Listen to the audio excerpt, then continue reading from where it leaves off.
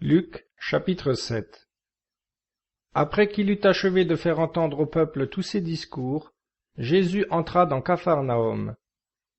Or, un centurion avait un serviteur malade qui allait mourir, et il l'aimait beaucoup. Ayant entendu parler de Jésus, il lui députa quelques anciens d'entre les Juifs pour le prier de venir guérir son serviteur. Ceux-ci étant arrivés vers Jésus, le prièrent avec grande instance, en disant : « Il mérite que vous fassiez cela pour lui, car il aime notre nation, et il a même bâti notre synagogue. » Jésus s'en alla donc avec eux. Il n'était plus loin de la maison, lorsque le centurion envoya quelques-uns de ses amis lui dire : « Seigneur, ne prenez pas tant de peine, car je ne suis pas digne que vous entriez sous mon toit. Aussi ne me suis-je pas même jugé digne de venir auprès de vous. Mais dites un mot, et mon serviteur sera guéri. Car moi, qui suis soumis à des supérieurs, j'ai des soldats sous mes ordres.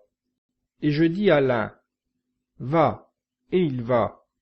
À un autre : viens, et il vient. Et à mon serviteur : fais cela, et il le fait. Ce qu'ayant entendu, Jésus admira cet homme, et, se tournant vers la foule qui le suivait, il dit : « Je vous le dis en vérité, en Israël même, je n'ai pas trouvé une si grande foi. » À leur retour dans la maison du centurion, les envoyés trouvèrent guéri le serviteur qui était malade. Quelque temps après, Jésus se rendait à une ville appelée Naïm. De nombreux disciples et une grande foule faisaient route avec lui. Comme il arrivait près de la porte de la ville, il se trouva qu'on emportait un mort, fils unique de sa mère, et celle-ci était veuve, et beaucoup de gens de la ville l'accompagnaient. Le Seigneur, l'ayant vue, fut touché de compassion pour elle, et lui dit : « Ne pleurez pas. » Et s'approchant, il toucha le cercueil, les porteurs s'étant arrêtés. Puis il dit : « Jeune homme, je te le commande, lève-toi. » Aussitôt le mort se leva sur son séant et se mit à parler, et Jésus le rendit à sa mère.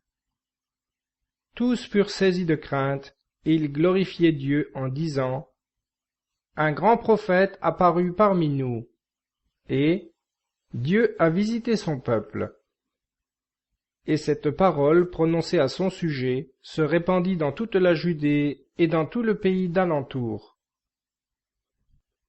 Les disciples de Jean lui ayant rapporté toutes ces choses, il en appela 2 et les envoya vers Jésus pour lui dire : « Êtes-vous celui qui doit venir, ou devons-nous en attendre un autre ? » Étant donc venus à lui, « Jean-Baptiste, lui dirent-ils, nous a envoyés vers vous pour vous demander : êtes-vous celui qui doit venir, ou devons-nous en attendre un autre ? » À ce moment même, Jésus guérit un grand nombre de personnes affligées par la maladie, les infirmités ou les esprits malins, et accorda la vue à plusieurs aveugles.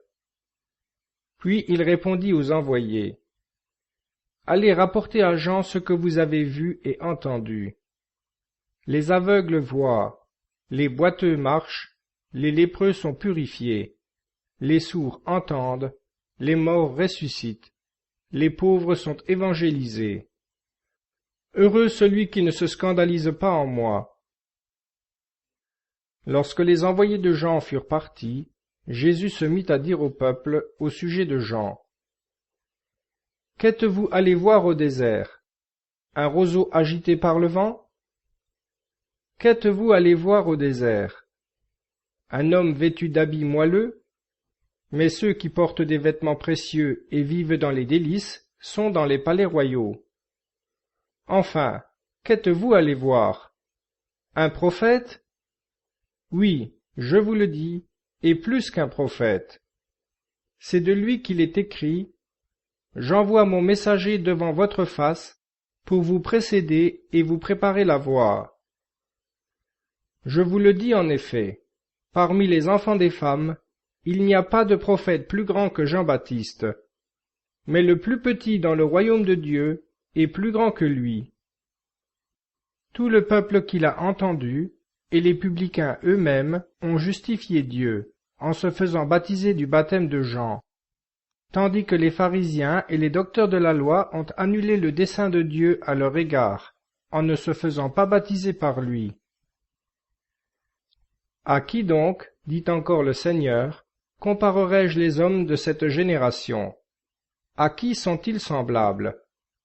Ils sont semblables à des enfants assis dans la place publique, qui s'interpellent entre eux et se disent les uns aux autres. Nous avons joué de la flûte, et vous n'avez pas dansé. Nous vous avons chanté des complaintes, et vous n'avez point pleuré. Car Jean-Baptiste est venu, ne mangeant point de pain, et ne buvant point de vin. Et vous dites, il est possédé du démon. Le Fils de l'homme est venu, mangeant et buvant. Et vous dites, c'est un homme de bonne chair et un buveur, un ami des publicains et des gens de mauvaise vie. Mais la sagesse a été justifiée par tous ses enfants. Un pharisien ayant prié Jésus de manger avec lui, il entra dans sa maison et se mit à table. Et voici qu'une femme qui menait dans la ville une vie déréglée, ayant su qu'il était à table dans la maison du pharisien, apporta un vase d'albâtre plein de parfums, et, se tenant derrière lui, à ses pieds, tout en pleurs, elle se mit à les arroser de ses larmes et à les essuyer avec les cheveux de sa tête, et elle les baisait et les oignait de parfum.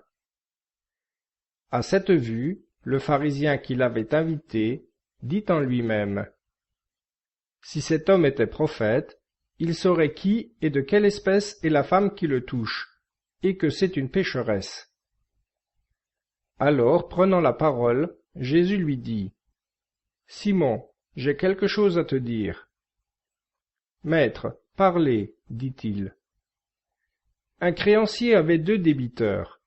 L'un devait 500 deniers et l'autre 50. Comme ils n'avaient pas de quoi payer leurs dettes, il en fit grâce à tous 2. Lequel donc l'aimera davantage? Simon répondit, « Celui, je pense, auquel il a fait grâce de la plus forte somme. » Jésus lui dit, « Tu as bien jugé. » Et, se tournant vers la femme, il dit à Simon, « Vois-tu cette femme? Je suis entré dans ta maison, et tu n'as pas versé d'eau sur mes pieds. Mais elle les a mouillés de ses larmes, et les a essuyés avec ses cheveux. Tu ne m'as point donné de baiser. Mais elle, depuis que je suis entré, elle n'a cessé de me baiser les pieds. Tu n'as pas oint ma tête d'huile, mais elle a oint mes pieds de parfum. C'est pourquoi, je te le déclare, ses nombreux péchés lui sont pardonnés, parce qu'elle a beaucoup aimé. Mais celui à qui l'on pardonne peu, aime peu. » Puis il dit à la femme, « Tes péchés te sont pardonnés. » Et ceux qui étaient à table avec lui se mirent à dire en eux-mêmes, « Qui est celui-ci qui remet même les péchés ?» Mais Jésus dit à la femme, « Ta foi t'a sauvée, va en paix. »